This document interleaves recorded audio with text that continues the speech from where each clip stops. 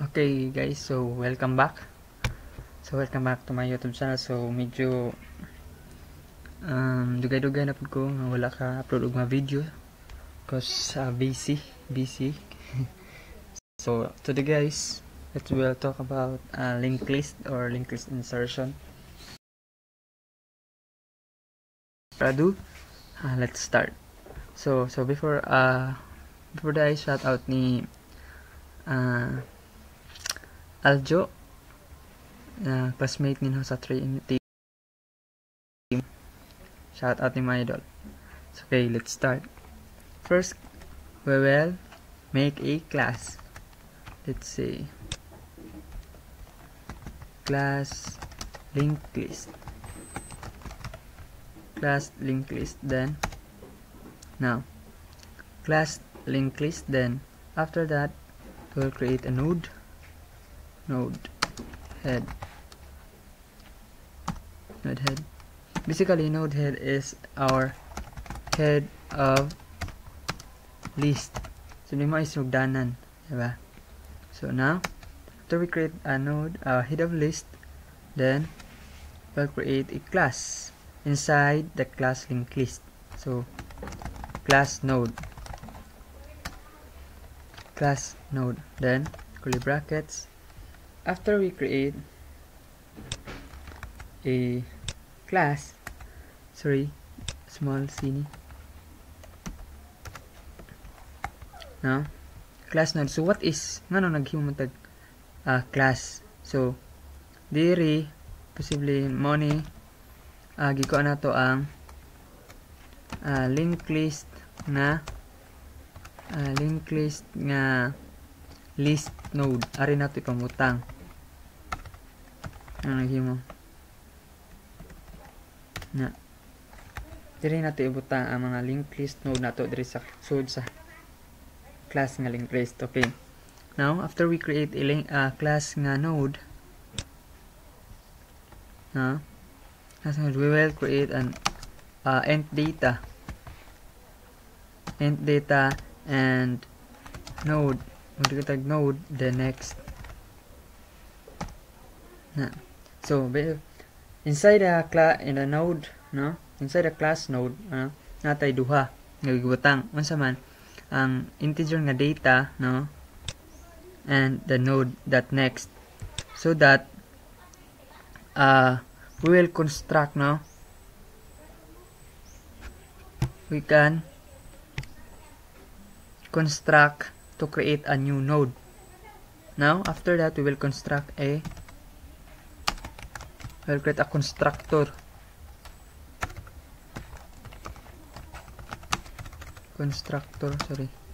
to create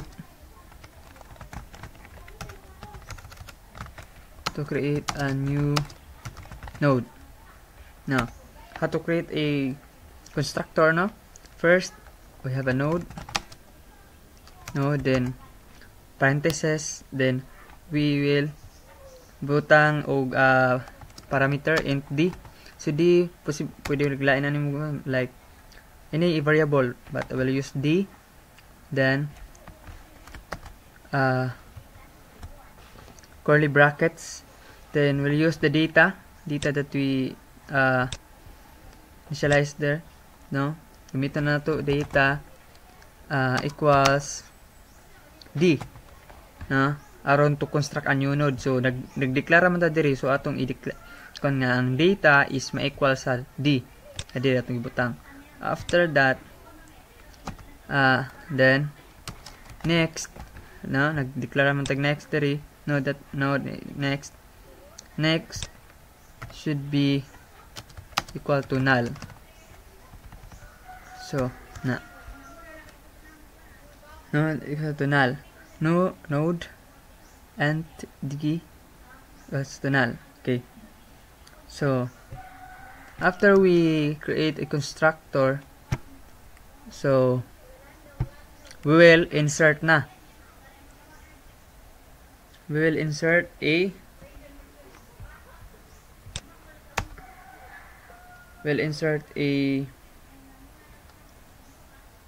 new node, new node. Now we'll insert a new node.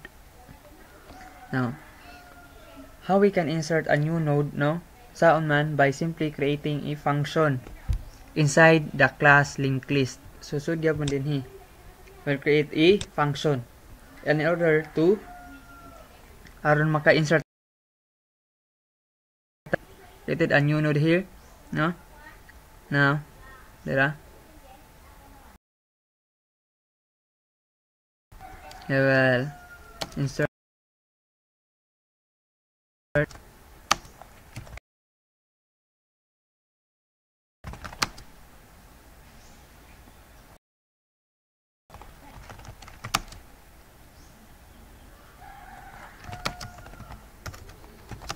at the front of the list. Okay. So how we'll create a function? By simply creating by using public void. Let's say we have a function push. So this function push or method push, no?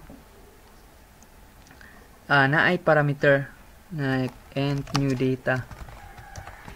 Int new data. So sa atong function nga push na ay parameter nga new data, no? Int new data. Then after that, sudla na to create tag node object, no? Like we're saying node, so we will create an object node new node equals new equals node, then iso na to ang new data na to, new data na tong gibutan dere. So after that, semicolon, then after we create an object now or node object, now we will make sure we will make that the next of the new node as head, no? Siguroon nato nga human sa next of the new node is as head na pod, no? As head. So simply make sure make next of the new node as head na. So how we can use new by simply copying new node equals that next. Okay, next man, make the next of the new as head equals head. Now after that, make next of the new node as head. So mo na ni nagkuan tag new node that next equals head. So atong gibuhat na. After na humana nato na, then we will move the head to point as a new node. So ato na pong himuon nga ang head is naka-point to a new node. So atong tatabatangan, move the head to point to the new node.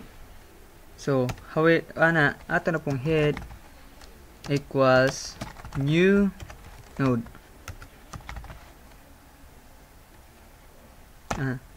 So make the next of the new node as head. So muna new node ko no, next of the new node as head. So simply nagbutan tayo new node nga atong gihimong kuan diri na object, new node that next, because make the next of the equals head. So after that, move the head na po to the point to the new node. So move the head. So ato na pong head equals new node. Okay? Simply ang head na po nahimong new node. So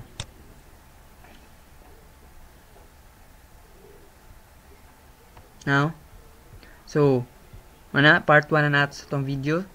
So follow na sa susunod part 2 para sa pod sa atong pag-insert a new node after the given previous node. Okay, so